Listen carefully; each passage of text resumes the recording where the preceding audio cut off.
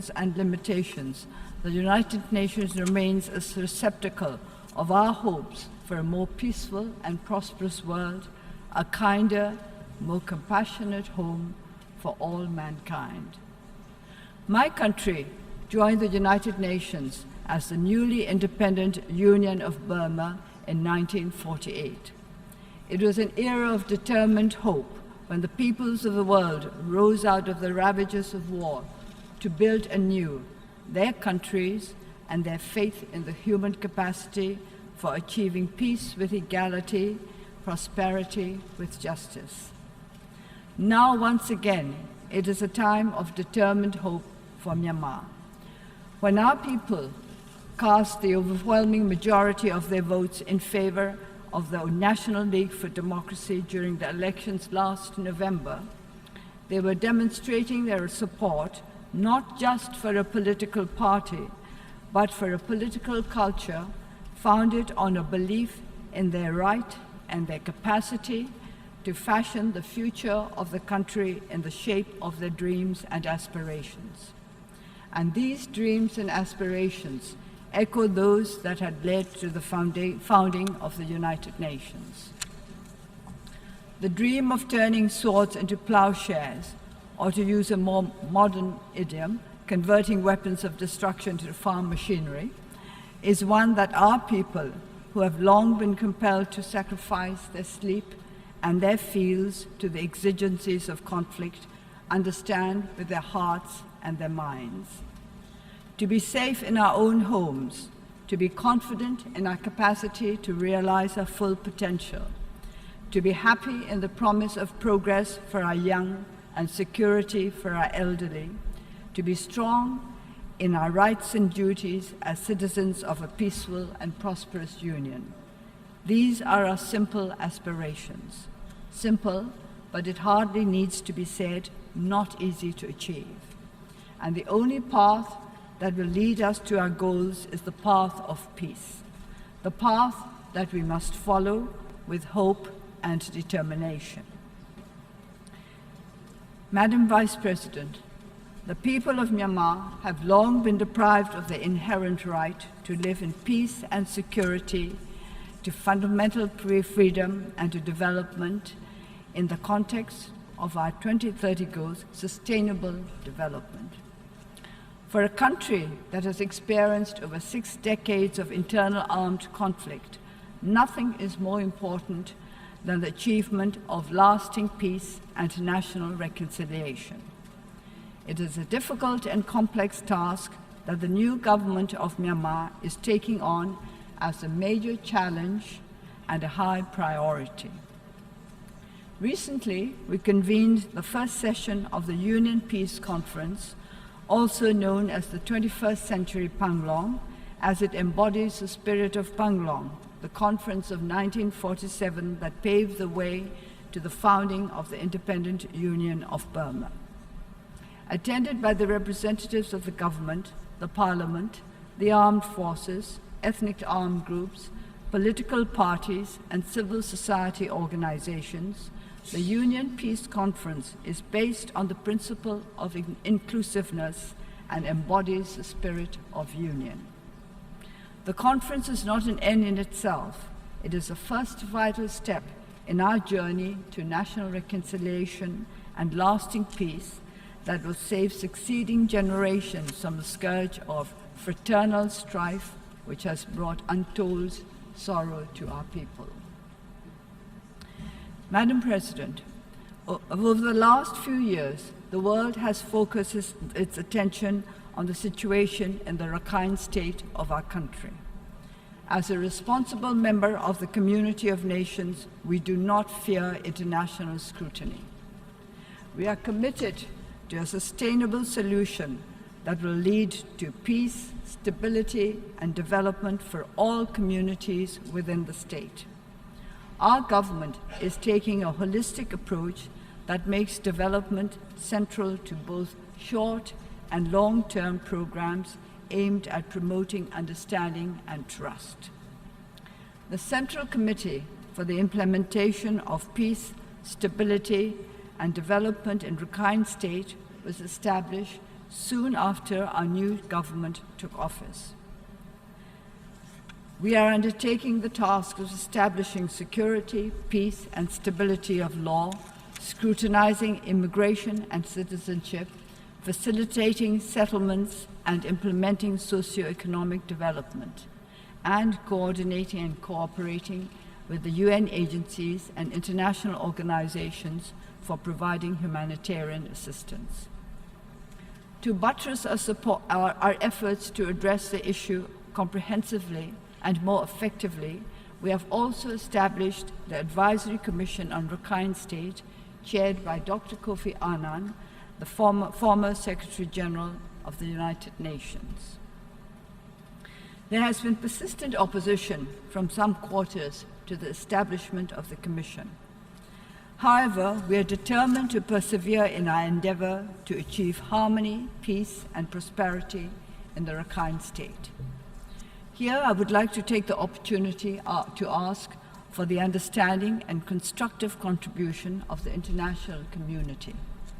By standing firm against the forces of prejudice and intolerance, we are affirming our faith in fundamental human rights, in the dignity and worth of the human person. Madam Vice President, peace and international reconciliation are prerequisites for the successful implementation of policies and programs aimed at fulfilling the social and economic needs of our people. Myanmar's 2016 National Economic and Development Policy is designed to meet many of the sustainable development goals, including the enhancement of infrastructure investment, agriculture, private sector, SMEs, and in particular, poverty alleviation, national reconciliation, job creation and preservation of national resources, capacity building, and creating opportunities for the young are the key objectives of our people-centered, inclusive policy. Madam Vice President, many of our shared concerns as members of the United Nations have been discussed comprehensively in this Assembly since the general debate opened yesterday. I will therefore touch upon just a few issues: migration, terrorism, nuclear disarmament, mindful of the President's exhortation to keep within the limits of the time allotted to each of us. I asked my delegation how it would be if I spoke for less than 15 minutes, and they assured me that it would make everybody very happy.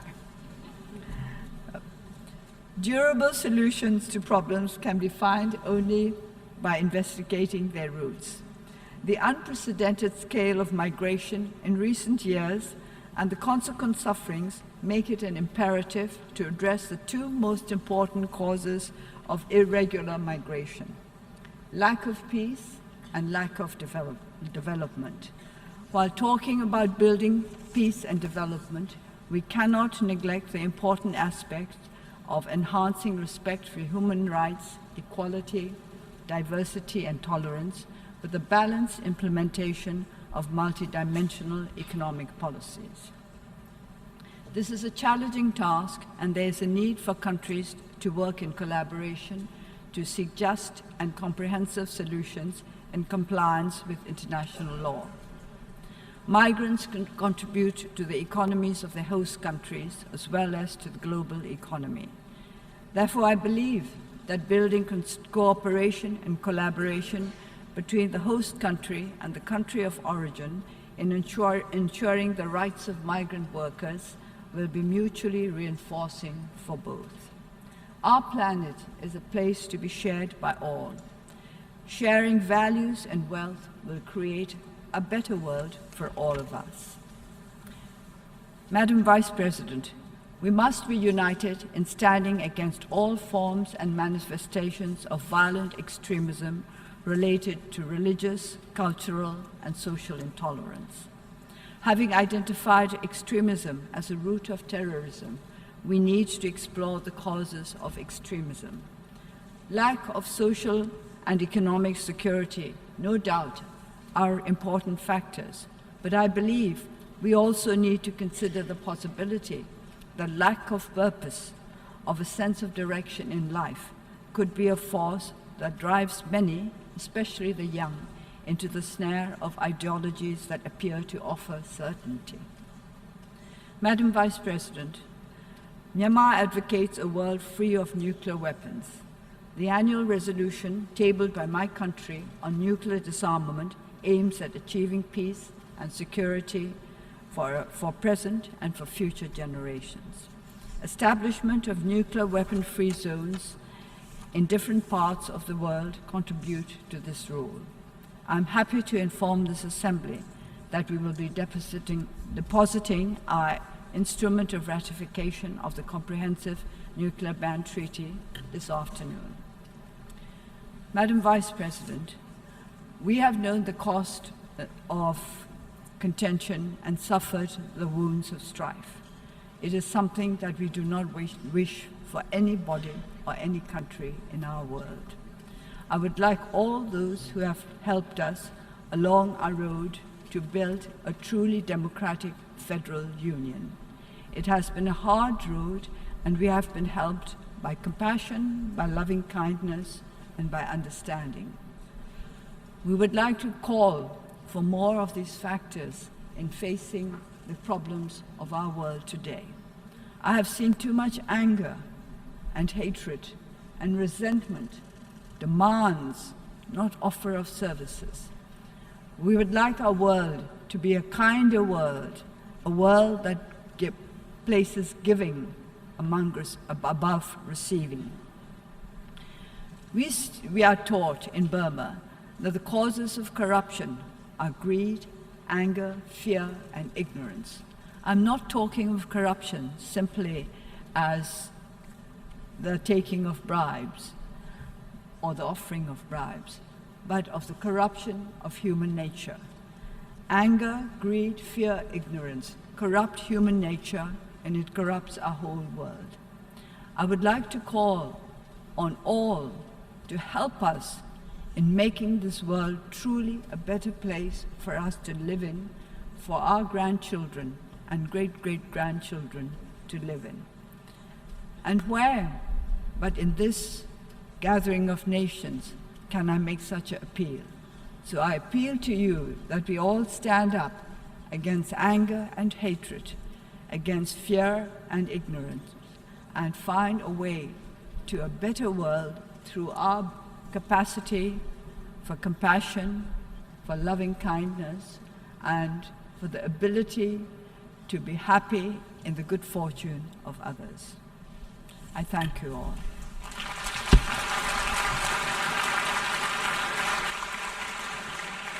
On behalf of the General Assembly, I wish to thank the State Councillor and Minister of Foreign Affairs of the Republic of the Union of Myanmar for the statement just delivered, and I request protocol to escort Her Excellency. The Assembly will hear a statement by His Excellency Shinzo Abe, Prime Minister of Japan. May I request protocol to escort His Excellency.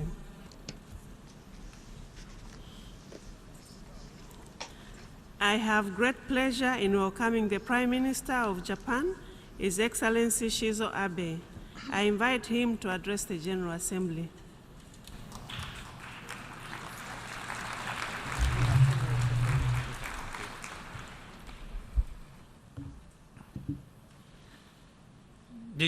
Madam Vice President, North Korea has now manifested itself directly before us as an open threat to peace. What can we do in response? The raison d'etre of the United Nations is now truly being tested. North Korea launched SLBMs. Immediately after that, it fired 3 ballistic missiles simultaneously, each traversing 1,000 kilometers to reach Japan's exclusive economic zone. It is purely a matter of good fortune that no commercial aircraft or ships suffered any damage during this incident. This year alone, North Korea has launched a total of 21 ballistic missiles. In addition, it claims to have successfully detonated 核弾頭の爆発実験に成功したと宣言しています。核爆発実験は今年の1月に続くものです。しかし、一連のミサイル発射と核弾頭の爆発は景色を一変させるものです。北朝鮮による核開発は類似に及ぶ弾道ミサイル発射と表裏一体のものです。北朝鮮は疑問を挟む余地のない計画を我々の前で実行しているのです。今やその脅威はこれまでနိုင်ငံတော်တိုင်ပင်ခံပုဂ္ဂိုလ်ဒေါ်ဆန်းစုကြည်ဟာဆိုရင်ဒီကုလသမဂ္ဂထွေထွေညီလာခံမှာမိန့်ခွန်းပြောကြားသွားခဲ့ပါတယ်။သူပြောကြားသွားတဲ့မိန့်ခွန်းထဲမှာဆိုရင်တော့ထုံထုံတင်ပြမယ်ဆိုရင်ဒီမြန်မာနိုင်ငံဟာကုလသမဂ္ဂကို1948ခုနှစ်ကစတင်ဝင်ရောက်လာခဲ့တယ်ပေါ့လေ။ဒါကုလသမဂ္ဂဝင်ရောက်လာတာကဒီကုလသမဂ္ဂကိုဒီမြန်မာနိုင်ငံယုံကြည်မှုကိုပြသခြင်းလည်းဖြစ်တယ်ပေါ့လေ။ဒါကုလသမဂ္ဂအပေါ်မှာဒီမြန်မာပြည်သားတွေကယုံကြည်မှုကိုပြသခဲ့ဆိုတာကိုလည်းသူထည့်ပြောသွားပါတယ်။နောက်တစ်ခုကဒီမြန်မာပြည်မှာဆိုရင်ပြီးခဲ့နှစ်ကဒီယောဂပွဲလုပ်ခဲ့တယ်ပေါ့ယောဂပွဲမှာဒီမြို့သားဒီမိုကရေစီအဖွဲ့ချုပ်ကိုမဲပေးခဲ့တယ်ပေါ့မဲပေးခဲ့တယ်ပေါ့အဲမဲပေးခဲ့တာပါတီကိုမဲပေးတာမဟုတ်ဘဲနဲ့မြန်မာပြည်သူတွေကပြောင်းလဲမှုကိုလိုချင်လို့မဲပေးတာဖြစ်တယ်လို့လည်းဒေါ်ဆန်းစုကြည်ကထည့်ပြောသွားပါတယ်။နောက် UN မှာလည်းဒီပေါ်လှုပ်ဆောင်နေတဲ့ငြိမ်းချမ်းရေးအတွက်ပေါ့လေငြိမ်းချမ်းရေးအတွက်ဒီလှုပ်ဆောင်နေရတဲ့ငြိမ်းချမ်းရေးကကျမတို့ရဲ့မျှော်လင့်ချက်ဖြစ်တယ်ပေါ့လေဒီမြန်မာပြည်မှာဆိုရင်ပေါ့လေနှစ်ပေါင်း60ကျော်ကြာဒီပြည်တွင်းစစ်နဲ့ဒီမြို့သားပြန်လည်တည်မြဲရေးအတွက်လှုပ်ဆောင်နေရရှိရပေါ့လေအဲ့အတွက်ဆိုရင်ဒီဒေါ်ဆန်းစုကြည်ပြောသွားတာကတော့ဒီ21ရာစုပင်လုံညီလာခံပေါ့လေပင်လုံညီလာခံမှာအားလုံးပူးပေါင်းပါဝင်မှုပေါ်မူတည်ပြီးတော့ဒီမြန်မာပြည်ရဲ့ဒီမြို့သားညာစီရေးကလှုပ်ဆောင်သွားမှာဖြစ်တယ်လို့လည်းပြောပါတယ်ဆိုတော့နောက်တစ်ချက်ကဒီစီးပွားရေးနဲ့ဒီမြန်မာပြည်ရဲ့တိုးတက်ဖို့စီးပွားရေးကိစ္စနဲ့ပတ်သက်လို့ဒီ2016တုန်းမှာပေါ့လေစီးပွားရေး policy ကဒီမြန်မာပြည်ရဲ့ဒီအခြေခံအဆောက်အအုံတွေဖြစ်တယ်ပြီးတော့ SME လိုမျိုးကိစ္စတွေဖြစ်တယ်နောက်ပြီးတော့အလုပ်ကိုင်တွေဖန်တီးဖို့အတွက်လိုအပ်တယ်ဆိုပြီးတော့ပြောသွားပါတယ်နောက်တစ်ခုကဒီဒေါ်ဆန်းစုပြောသွားတဲ့အထက်မှာပေါ့လေဒီရခိုင်ပြည်နယ်ရေးမှာဆိုရင်ပေါ့လေရေတိုရေရှည်စီမံချက်တွေနဲ့ထားပြီးတော့လှုပ်ဆောင်နေရပေါ့လေအဲ့ဒီအတွက်ပေါ့ဒီနိုင်ငံတကာနဲ့ကုလသမဂ္ဂလိုဖွဲ့စည်းမျိုးတွေကိုပူးပေါင်းဆောင်ရွက်ပြီးတော့လှုပ်ဆောင်နေရပေါ့လေဆိုမြန်မာပြည်ဟာဆိုရင်တော့ဒီတကယ်လို့အကြောက်တရားနဲ့ဒီဒေါသတွေနဲ့ပြည့်နေတဲ့စိတ်နဲ့ဆိုရင်ဒီမိုကရေစီဖက်ဒရယ်ပြည်အောင်စုကိုမထူထောင်နိုင်ဘူးလို့လည်းဒေါ်ဆန်းစုကြည်ကထည့်သွင်းပြောသွားပါတယ်နောက်တစ်ခုကတော့ဒီနျူကလ িয়ার စန့်ကျင်တဲ့ပတ်သက်လို့ဒီဒါအရေးကြီးရပေါ့လေဒီနျူကလ িয়ার စန့်ကျင်တဲ့အရေးကြီးတဲ့အတွက်ဒီ UN ကိုပြောချင်တာကနိုင်ငံတကာအတိုင်းအဝန်ကိုပြောချင်တာကတော့ဒီကျမတို့အနေနဲ့ဒီ UN နျူကလ িয়ার လက်မှတ်စန့်ကျင်တဲ့ပတ်သက်လို့ဒီနေ့လည်မှာပဲဝမ်းမြောက်စွာပြောချင်တာကတော့လက်မှတ်ထိုးခဲ့ဆိုတဲ့အကြောင်းလည်းဒေါ်ဆန်းစုကြည်ကပြောသွားပါတယ်ဒီအားလုံးကိုဒီကျမဒီတောင်းဆိုချင်တာကတော့ဒီကျမတို့ပြည်သူတွေအတွက်မြင်းမြစ်တွေအတွက်အကောင်းဆုံးကဘာမြေကြီးကိုဝိုင်းဝန်းလှုပ်ဆောင်ကြဖို့အတွက်တောင်းဆိုချင်ပါတယ်ဆိုပြီးတော့ဒေါ်ဆန်းစုကြည်ကဒီကုန်းချုပ်အနေနဲ့ပြောသွားပါတယ်ဒါကတော့ဒီနိုင်ငံတော်တိုင်ပင်ခံပုဂ္ဂိုလ်ဒေါ်ဆန်းစုကြည်ရဲ့ဒီနှစ်ပေါင်း60အတွင်းကုလသမဂ္ဂထွေထွေညီလာခံမှာပထမဆုံးပြောသွားတဲ့မိန့်ခွန်းတွေကထုံးထုတ်ကောင်းထုတ်ချက်တွေဖြစ်ပါတယ်ဆက်လက်ပြီးတော့ DPP ရဲ့ထုတ်လုပ်နေကြအစီအစဉ်တွေကိုလည်းဆက်လက်ပြီးတော့ရှုစားအောင်မှာဖြစ်ပါတယ်ကျွန်တော်ဇင်မောင်ပါထားဖို့တော့အလားအလာမရှိဘူးစက်တင်ဘာ21ရက်နေ့မှာတော့ပြည်တွင်းရွှေဈေးကွက်ထဲမှာခောက်ရွှေတစ်ကျပ်သားကိုငွေကျပ်8,930,000ပေါက်ဈေးရှိနေပြီးကမ္ဘာရွှေဈေးကတော့တအောင်စကို$1,312ပေါက်ဈေးရှိနေတယ်လို့ရန်ကုန်တိုင်းဒေသကြီးရွှေလုပ်ငန်းရှင်များအသင်းကပြောပါတယ်ကျွန်တော်ကတော့ကြော်စရာပါကချင်ပြည်နယ်မှာရှိတဲ့ကချင်မျိုးသမီးတွေရဲ့တည်တံ့မူဝါဒပေါ်ပေါက်လာစေဖို့အတွက်ရည်ရွယ်ပြီးတော့မျိုးသမီးငြိမ်းချမ်းရေးနဲ့လုံခြုံရေးဖိုရမ်တစ်ခုပြုလုပ်ခဲ့ပါတယ်ဒီသတင်းကိုတော့ဒေါ်တင်းတွေကပေးပို့ထားပါတယ်ခင်ဗျာလုတ်ရေးတော့လုတ်9လောင်းတိုင်4လောင်းတိုင်ပြီနော်ဆရာမအမှုကြီးနော်စစ်တလားစစ်တယ်ဘာမှအရာမရောက်ဘူးကချင်ပြည်နယ်မှာရှိတဲ့ကချင်မျိုးသမီးလုံခြုံရေးအခွင့်အရေးနဲ့ပတ်သက်ပြီးမူဝါဒတရက်ပေါ်ပေါက်လာစေရန်ရည်ရွယ်ကချင်မျိုးသမီးဖိုရမ်ကိုမြစ်ကြီးနားမြို့တည်တာနှစ်ချင်းခရီးရန်ကျောင်းမှာပြုလုပ်နေတာပါအဲ့ဒါရှိမှသာနေတကယ်လုတ်ဆောင်ပေးနေမှာဖြစ်တဲ့အတွက်ကြောင့်မို့လို့ကချင်မျိုးသမီးတွေရဲ့တည်တံ့မှုဝါဒဖတ်လာဖို့